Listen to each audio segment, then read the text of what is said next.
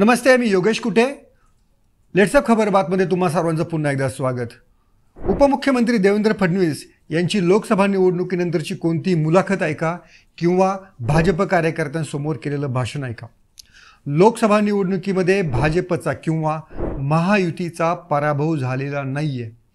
फक्त काही आकड्यांचा, काही पर्सेंटेज, टक्केवारीचा फक्त हा फरक आहे. त्यामुळं महायुतीला फटका बसल्याचं त्यांचं म्हणणं असतं आणि तो फरक किती आहे त्यांचं म्हणणं अगदी बरोबर आहे. तर लोकसभा निवडणुकीमध्ये महायुतीला 43.55% इतकी एकूण मतं मिळाली, तर दुसरीकडे महाविकास आघाडीला 43.71%. म्हणजे जर पाहिलं तर 71 वरचे जे पॉईंट्स जर आपण सोडले तर फक्त बरोबर 14 ते 15 पॉईंट्सचा 14 ते 15 फक्त मतांचा हा फक्त फरक आहे. पण या एवढ्याशा फरकामुळं महाविकास आघाडीला 31 जागा मिळाल्या आणि दुसरीकडे महायुतीला 17 जागा मिळाल्या. म्हणजे इतका ह्या काही अगदी पॉईंटचा सुद्धा फरकानं महाविकास आघाडी ही महायुतीपेक्षा सरस ठरली. आता हे मी तुम्हाला का सांगतो आहे तर इंडिया टुडे हा जो माध्यम समूह आहे त्यांनी मूड ऑफ द नेशन नावाचा सर्वे केलेला होता आणि त्याचे आकडे समोर आलेले आहेत. आणि त्या आकड्यानुसार आत्ता जर या क्षणी जर महाराष्ट्रामध्ये निवडणूक झाली तर मतांची ही टक्केवारी कशी राहील याचा अंदाज याच्यामध्ये व्यक्त करण्यात आलेला आहे.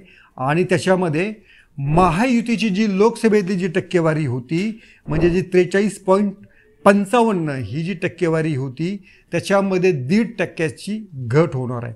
म्हणजे महायुतीकडे 42% इतकी मतं वळू शकतात आणि दुसरीकडे महाविकास आघाडीकडे फक्त 0.29 एवढी टक्केवारी वाढू शकते आणि त्यांची एकूण टक्केवारी ही 44% होऊ शकते. म्हणजे महायुती 42%, महाविकास आघाडी 44%. असं आत्ताचा इंडिया टुडेचा मूड ऑफ द नेशनचा सर्वे आहे, कल आहे. जर आम्ही तुम्हाला आधी म्हटलं जर 0.29च्या फरकानं जर इतका मोठा फटका महायुतीला जर बसला तर या 2% मतांच्या फरकामुळे महायुतीचं गणित बिघडू शकेल का अशी आता शंका व्यक्त होऊ लागलेली आहे. याच्यामध्ये 2-3 काही डिस्क्लेमर आहेत किंवा काही अटीला आहेत या सर्वेला की हा जो सर्वे आहे हा सर्वे 15 जुलै ते 10 ऑगस्ट या दरम्यान घेण्यात आलेला होता.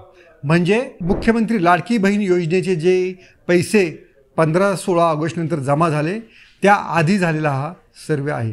त्यामुळे स्वाभाविकच या सर्वेमध्ये लाडकी बहीण योजना जाहीर झालेली आहे या सर्वे होत असताना, पण प्रत्यक्षामध्ये अकाउंटमध्ये पैसे आल्याचा जो आनंद त्या लाडकी बहीण च्या योजनेच्या लाभार्थ्यांच्या चेहऱ्यावर जो दिसत होता तो या सर्वेमध्ये दिसून आला की नाही याच्याबाबत मात्र शंका आहे. आणि महायुतीचं जे सगळं काही गणित आत्ता अवलंबून आहे ते लाडकी बहीण या योजनेवरतीच आहे. जवळपास त्यांना 2-2.5 कोटी महिलांपर्यंत हे सगळं प्रति महिना 1500 रुपयांचं गणित पोहोचवायचं आहे.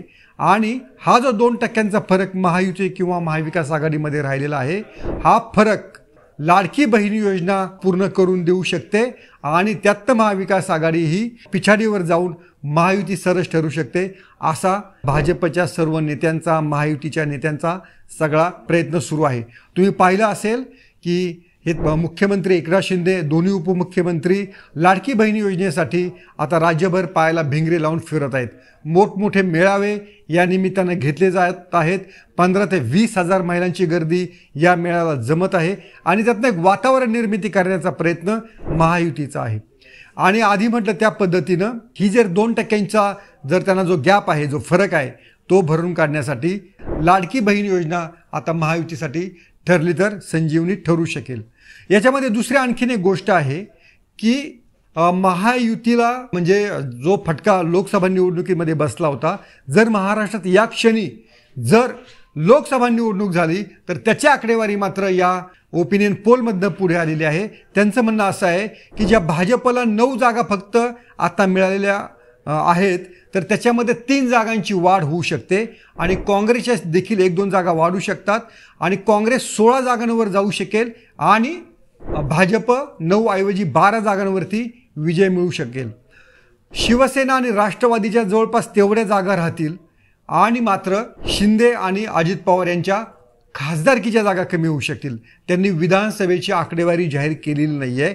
त्यांचं म्हणणं असं आहे, या क्षणाला महाराष्ट्रात लोकसभेची निवडणूक झाली तर भाजपच्या जागा मात्र वाढू शकतात, असं या पोलमध्ये म्हटलेलं आहे.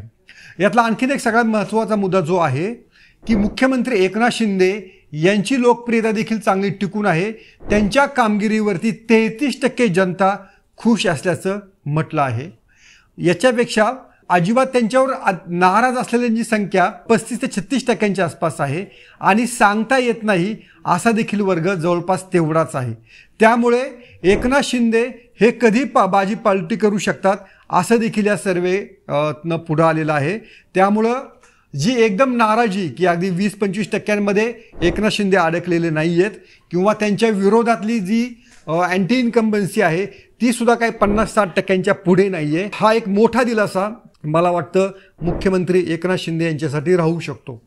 महाराष्ट्रामधले जे काही बदल दिसत आहेत या सर्वेमधनं तर त्याच्यामध्ये काँग्रेसला फार मोठा लाभ महाराष्ट्रामध्ये पहिल्यांदा होताना दिसत आहे. तुम्ही पाहिलं असेल की लोकसभा निवडणुकीमध्ये देखील काँग्रेसनं जोरदार लढत दिलेली होती आणि काँग्रेसनं लढत कुठे दिली? विदर्भामध्ये लढत दिली की जो भाजपचा एक मजबूत किल्ला समजला जात होता. त्यामुळं आता जे सगळं चित्र आहे की अजित पवार, शरद पवार, उद्धव ठाकरे यांच्या ज्या सगळ्या लढती आहेत त्या पश्चिम महाराष्ट्रात मुंबईमध्ये होणार आहेत, पण भाजपची आणि काँग्रेसची खरी लढत आमने सामने लढत ही विदर्भामध्ये होणार आहे.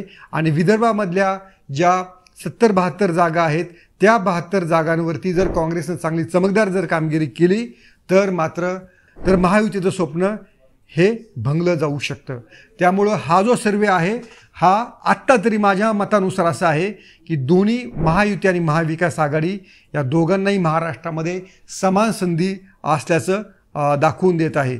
त्यामुळं ही लढाई अजून एक कोणाकडे फार काही झुकलेली नाही आहे. जो आहे तो फरक तो 2% आहे. आणि आधी म्हटलं त्या पद्धतीनं लाडकी बहीण योजनेचे पैसे मिळण्याआधीचं आहे.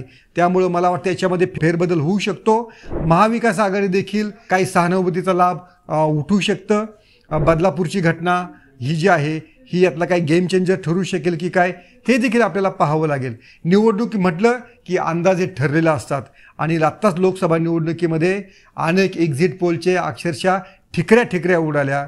अनेकांचे एक्झिट पोल काय अगदी पायदळी तुडवले गेले आणि फारच कमी प्रमाणामध्ये या पोलवर विश्वास ठेवावा अशी परिस्थिती लोकसभा निवडणुकीत निर्माण झालेली होती. ही देखील वस्तुस्थिती आहे.